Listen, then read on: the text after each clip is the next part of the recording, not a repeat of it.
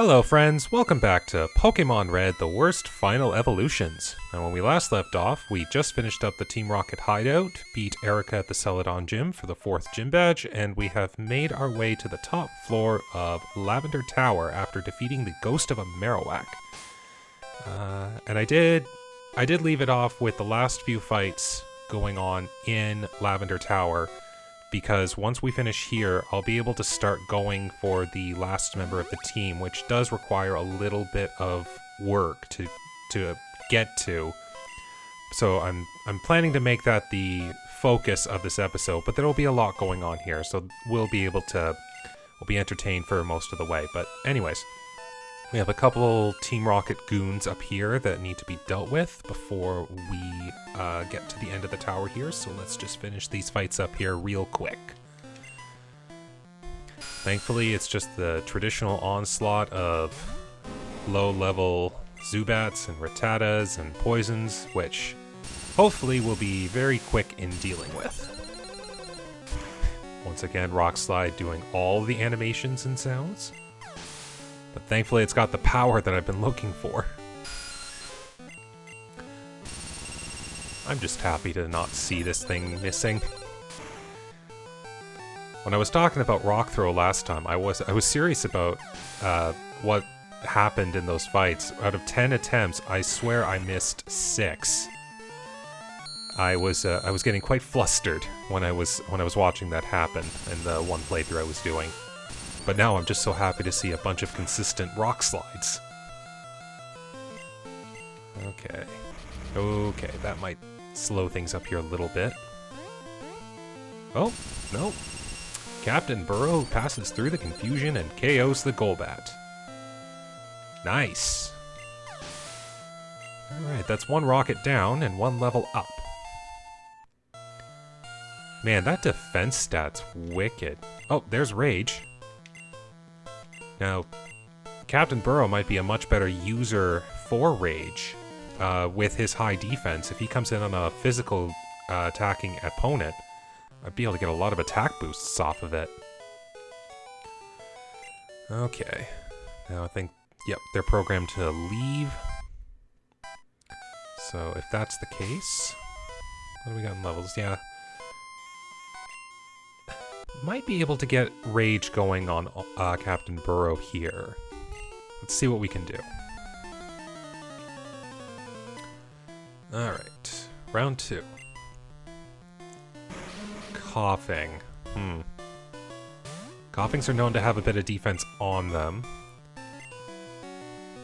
I was afraid that would happen.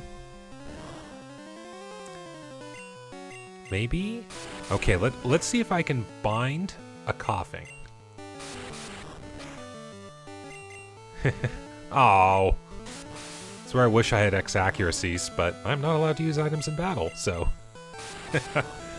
we'll see how far this takes me. I know I've had a fight before where I was lucky and did the whole thing, but now I've missed half of them. Oh man, this actually would be perfect for Rage now that I think about it. Okay. 3. Okay, we can keep this going. Yeah, the cool thing about X accuracy in this game, as opposed to future games, in future games, it raises your accuracy by a stage akin to how your attacks and your defenses get boosted as well. So it acts on a increased percentage. But in Generation 1 games, if you use an X accuracy battle item, it bypasses the accuracy check completely, so every move is guaranteed to hit, akin to Swift, which is a move that just naturally hits all the time. So if you never miss, then you just win. You just win. There's no two ways about it. Now, its best application is if you have access to a one-hit KO move like Fissure or Horn Drill, but we'll see how far that goes. I mean, to be fair, I think Captain Burrow would be the best user for Fissure. I'm not sure how much I want to rely on it since I won't have items, but hey, you know, it'd be kind of funny. Just to watch as something really, I bring it in on something really strong, and I'm thinking just, hopefully I've got a chance at knocking it out in one shot. I'm trying to remember, I think it's, yeah, in Generation 1, I think it's based on the speed stat, and doesn't work on if the opponent is faster. I know it's changed to a level-based accuracy check in later games, but in this one, I think it's just speed. Speaking of, you know what? That's 1 health point in my book, and that just means it faints. There we go. Round 2 over. No more. Team Rocket credo. Pokemon are only good for money. No, they're not. Pokemon are our friends. I think I want someone a little more powerful for the last fight. Okay, so we'll just let Ducks handle this. And there's Mr. Fuji up there, who was up here praying for the deceased Marowak. And then Rockets are like, no, don't do that. We do this because we want to. And then a 10-year-old kid comes up and thwarts an evil organization. Perfect story. 10 out of 10. But what isn't 10 out of 10 is Confuse Ray. No. No. Come on, Ducks. Ah, the coin flip worked. Alright. More experience. Okay. Maybe? I'm just trying to get rid of confusion turns here so I have a chance at actually just being able to keep battling normally. Oh, so close. So close. Okay, confusion gone. That's good. Now I can use Fly safely. Eradicate. Probably gonna need it if this doesn't KO. Oh, that's close. Oh, Ducks. Do I have a safe switch? Tochika's probably got some bulk. Let's go. Oh, good. It used Tackle instead of Hyper Fang. I'll make it slower. Maybe that'll help. There. Let's go for a Dig, because that has the power. Hey, I like when the AI thinks like that. Now it used Quick Attack the right timing. Just complete opposite turn order. Okay. Level 27. Well. It's poison flying, so one part of this works. And... well, that's not bad. That's like 16 damage.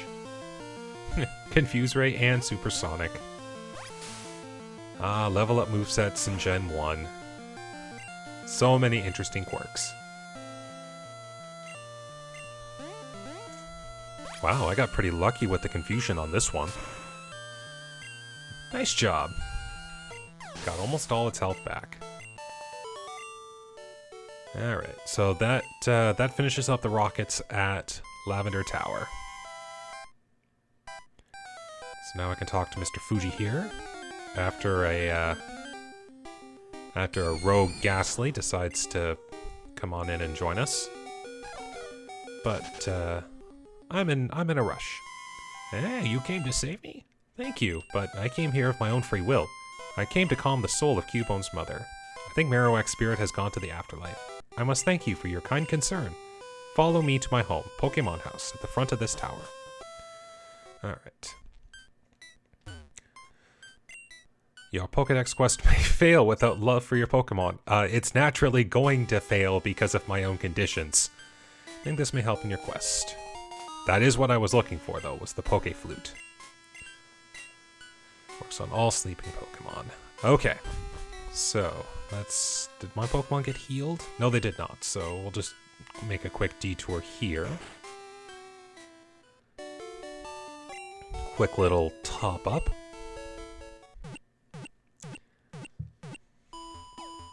And now the real fun begins. Let's see how well this works. And hopefully if I plan this out properly. Okay, so first thing I want to do, fly to Celadon City. And we're just gonna get on the bike here because it's gonna be a lot of movement otherwise.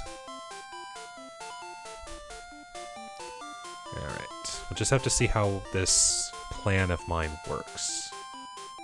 Okay, so we have to defeat and or run away from these Snorlaxes here that can only be woken up with a Poke Flute.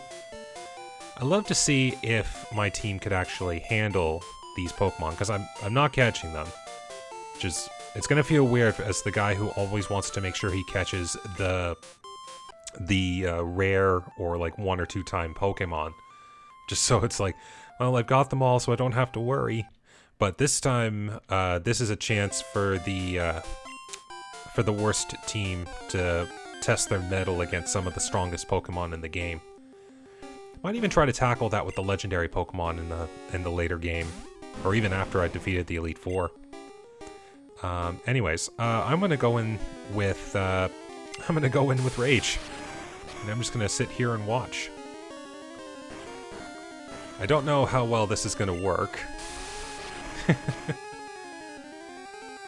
I mean, all I have to do is just get Snorlax to use a Headbutt on me a few times, which might leave a little dent, but not the hugest, since Onix does have a lot of defense. Well, okay, a bit of a dent, but it does raise my attack. And there we go, my attack keeps building, so now my rages will be a little bit stronger. Or this might have been the worst idea for me to have done. I may have made a small mistake. And like I said before, I can't do anything else now. My fate at beating this Snorlax with Onix comes down to Rage.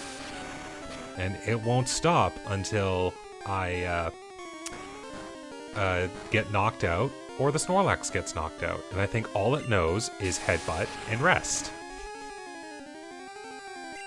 Yeah, I might have made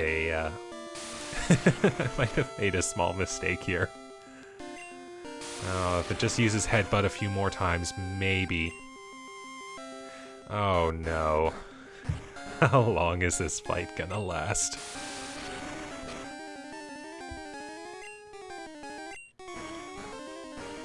And it's especially true with the animations playing, it's just a little bit more time on top of it. Use Headbutt, you darn sleeping Snorlax.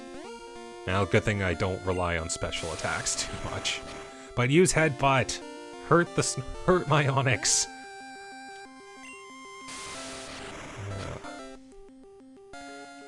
And another thing too in this game, with Pokemon that you use, your moves have power points, so that you can only use them so many times before you have to go and heal them. For one, me using Rage doesn't consume power points outside of the first use, so no matter what, I will keep using Rage. And then the opponent never has a power point gauge, so they'll never be brought to a range where they have to use Struggle. So I have a 1 in 3 chance of it using Headbutt, a 1 in 3 chance of it using Rest, and a 1 in 3 chance of it using Amnesia. And only one of those is good for me right now.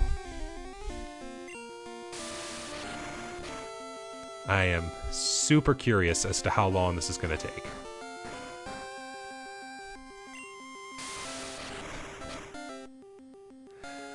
Oh boy. Just thinking aloud here, maybe I'll cut away from this part here and just until something happens. Because this is gonna be going on for a long time. Oh boy, I may have started something here. Oh no. If it doesn't use Headbutt in a few turns and make me think that it's going to actually have a chance at finishing this, I'll probably just cut away, and then I'll resume once something happens. Oh, good. There we go. It just has to do that 3 more times. Or just not use rest. I mean, if it doesn't use rest, I'm okay. This could end. Just, come on. I need to keep winning those 1 in 3 coin flips. No! I mean, I got a little stronger as a result, but still. Oh boy. Okay, I'm gonna cut away for now, and once something happens, I'll cut back in. So just hang on, I'll be right back. Well, that was an exercise in torture. Practically, I think that was like 5 minutes it took me to actually get him knocked out. Oh my goodness.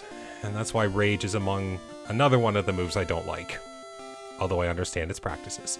Anyways. Enough screwing around here. We're taking the Snorlax down. Should have just done this from the beginning. There. Down goes the Snorlax. Oh, that was painful. Okay. Now, is this where the guy was? Or girl, or whatever? No, it was... Yep, it was next one. Okay. So, there we go. Dodge all these people, because I'm not in the mood for a trainer fight right now. Yeah. So yeah, we're on Cycling Road. Oh, well, I guess I gotta fight a few. Oh, this guy with the Voltorbs? Boo. But yeah, we're on Cycling Road here, a place where you're only allowed if you've got the bike. Kind of wish they had more areas like this in the early game, or not the early game, just in the game in general, just like more scenic or more fleshed out kind of deal. I know it's locked only to like being on the bike, and you can only access it if you have the bike, but it's a cool concept, I find. Just as long, like, it's one of my favorite, like, types of areas in the game. Anyways. Well, that's a thing. Holy crap, I lived.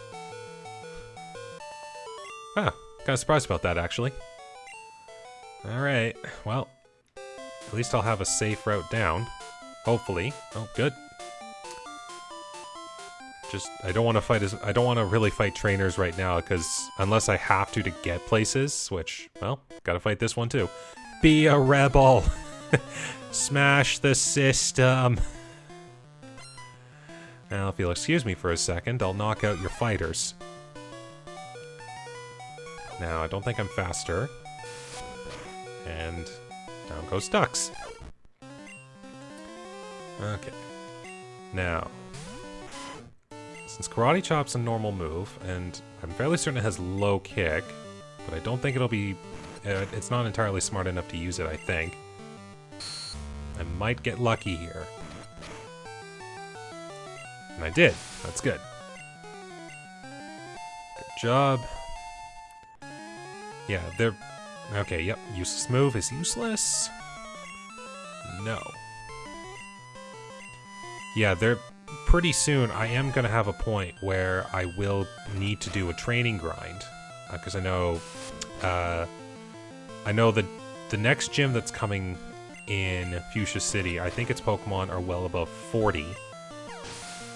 And then in Saffron City, there's the Sylph building that's been taken over by Team Rocket that also has a bunch of trainers I can fight. And their Pokemon are like high 30s to low 40s, with some fights even being in the mid 40s.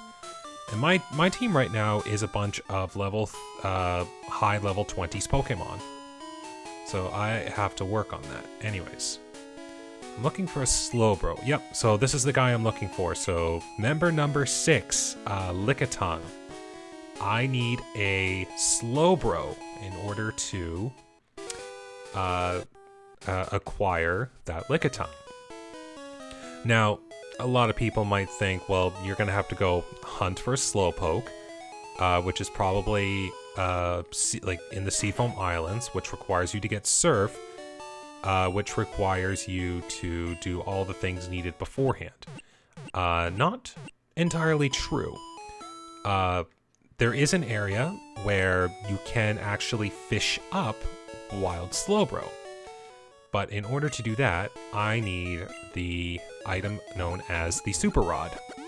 Now, I haven't picked up any of the fishing rods in the game. Mostly, actually, I don't need Lavender Town, I need Vermilion City.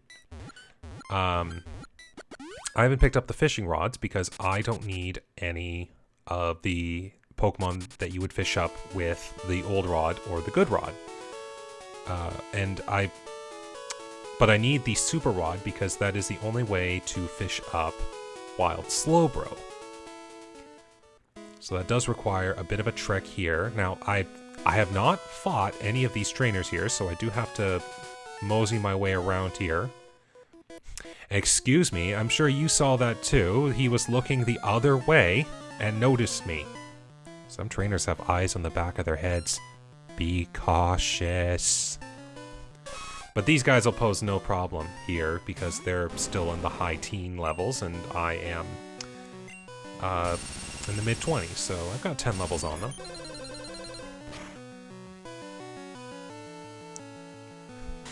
But now I think you can kind of start to see the power to move rate, the attack power to move ratio on Pokemon versus their moves.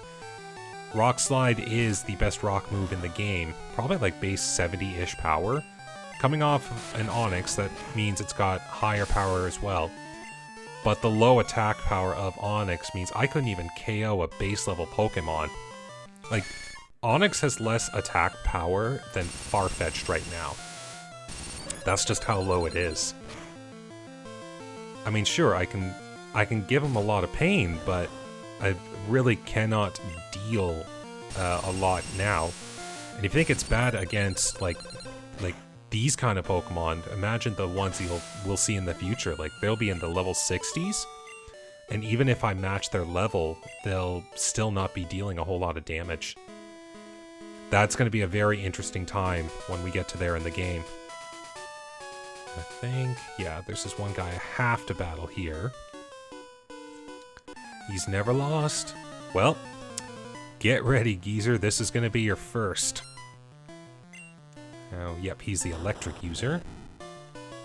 I don't think Voltorbs have self-destruct at this level, but they've got Sonic Boom, so that's a guaranteed 20 damage. A set damage move. I don't think I've talked about those yet.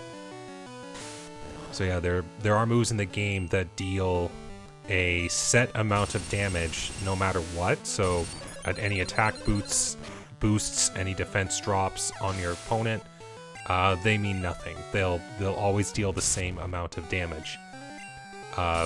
Moves like Seismic Toss and Nightshade, they'll deal damage based on the user's level.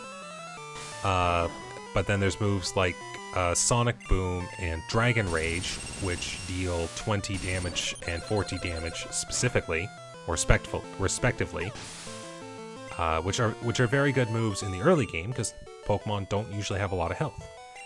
Hey, it's his first loss. Okay, but we made it through here. So I took this little shortcut here, so I can skip that area there. There we go. Hyper Potions are good. And, hey look, it's another Snorlax. But hey, also look, I'm smarter. Oops, I have to use the Poke Flute.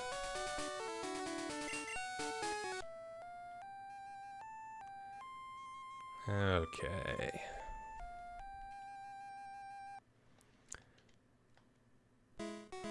And now the Snorlax wakes up and attacks in a grumpy rage. Yeah. Just thinking back to that last fight and being stuck in there for like 10 to 15 minutes just with rage. Oh. Ooh. I forgot. Snorlaxes are good. Oh, well, there goes that plan. Oh, boy. Use the next Pokemon? Yes. King Zing, go! Maybe I'll get lucky with a poison and it won't decide to rest. Good hit, though. Alright, well, Snorlax number 2 is taken down. Gotten pretty good with the critical hits, too. And with a big yawn, return to the mountains. Okay, well that does open up coming down here. I do have to fight this one trainer, though. I think it's, yeah, it's another, I think it's a rocker. So I gotta deal with some electric types here. But should be no problem. Oh yeah, see, there's the level jump. Oh, couldn't wait to use it until I got up in the air. You suck. Thanks for the free experience, though.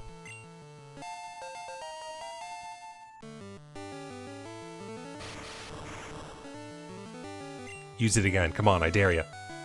Aw, just Sonic Boom. So yeah, there's a guaranteed 20 right there. Self-destruct, self-destruct. Darn it. I was hoping to get self-destruct. Oh, might have another chance. Darn it. Good. Oh, you couldn't have waited one turn. Ah, sorry, Ducks. I was kind of hoping that would work better. Unplugged. At this rate, I think you mean unhinged. But anyways, in this house here is the fisherman who gives you the super rod. Yes, I do like to fish. Fishing is a way of life. Okay, so now with the super rod, if I take that to the route before the Pokemon League, there is a body of water where if I fish with the super rod, I should be able to find the Slowbro. After I heal up a little bit, because that was painful. Okay, I don't know how well this'll go. What's my Pokeball count at? Oh, should I go get... I'm gonna go purchase a few Great Balls, just in case. As soon as Slowbro's caught, I won't have a need for any more Pokeballs, so I will just sell them then. But for now, I feel like I should have these Pokeballs on me just for a little bit of extra insurance.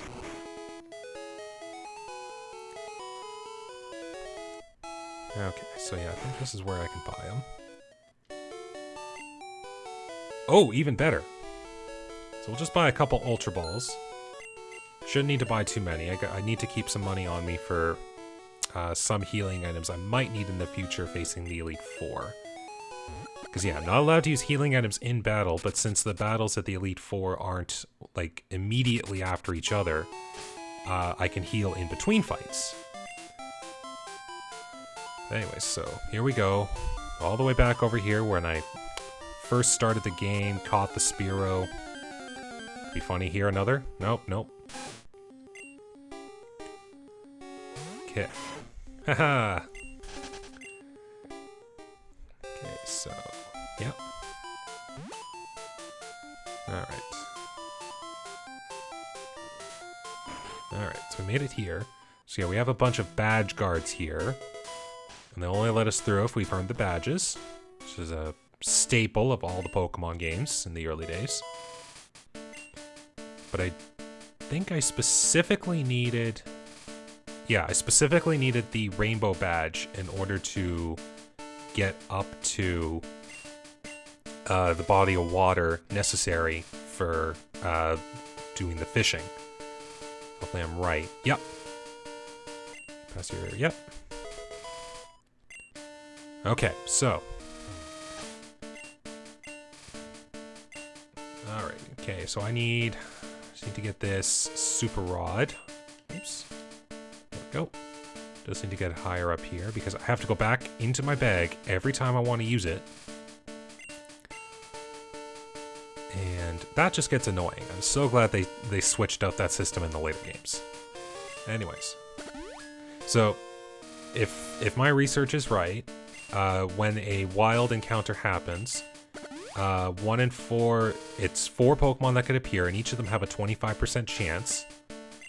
One is Seaking, one is Seadra, one is, I think, Kingler, and one is Slowbro. Now, I could be wrong, but all I care about in this part in particular is the Slowbro. And hopefully I'm right, because there is encounter data in this table. Oh, there we go. So, 1 in 4 chance. Let's see how long this takes. Wow. Got a little lucky. And you can see even its level there is very under-leveled for what a Slowbro normally should appear at. Slowpoke doesn't evolve into Slowbro until level 37, but here we go with a level 23 Slowbro. Which is perfect, because then that means Lickitung, since it keeps the same level of the traded Pokemon, won't be super over-leveled. Like, if I was to get a level 27, or not 27, 37 Slowbro, then I would be... it would be vastly over-leveled, and I wouldn't even be using it for a while. But this one here, it's now very much in line with the members of my team. And, hey, speaking of, we got it! Yeah, for level 23 Pokemon, that is pretty good. But, it's not what... I didn't need this. Here we go. Now it's time to acquire member number 6. Oops. Oh good, it actually switched. Okay. Oh man, I just wish walking in this game was faster. But here we go. Here's a Slowbro for ya.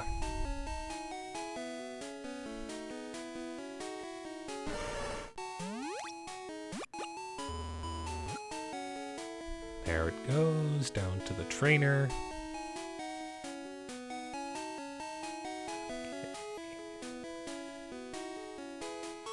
Alright. For the Slowbro, the trainer sends the Lickitung.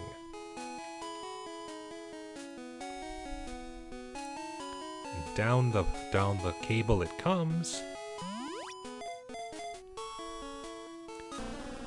Hi, Lickitung.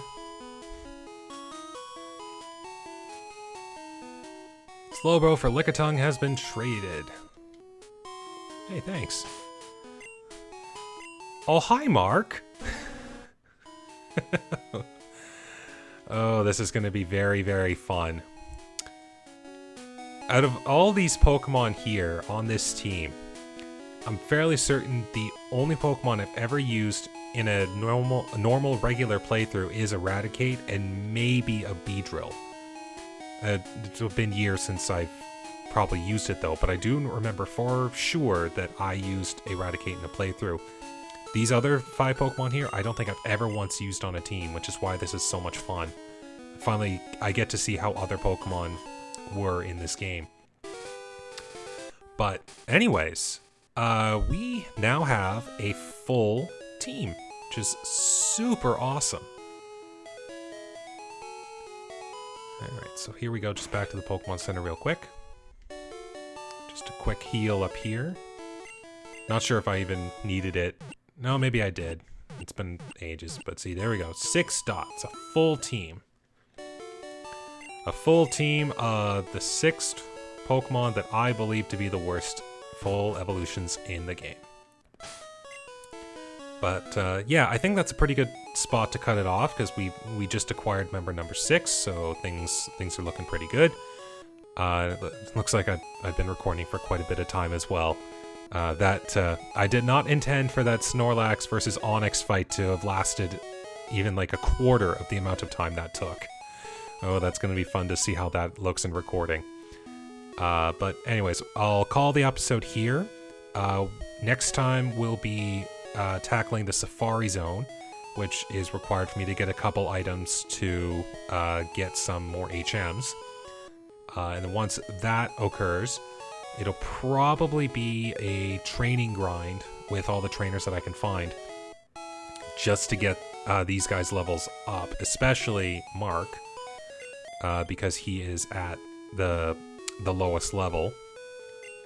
And the Pokemon that I'm fighting are now at like the level 28s and 29s, which most of my guys are pretty low level to it. So yeah, next time we'll still do a little bit more exploration, and maybe I'll do some item sort out to give these guys some more moves, and then we'll see how things progress from there. But anyways, thank you guys so much for watching. Take care, stay safe, and have a good day.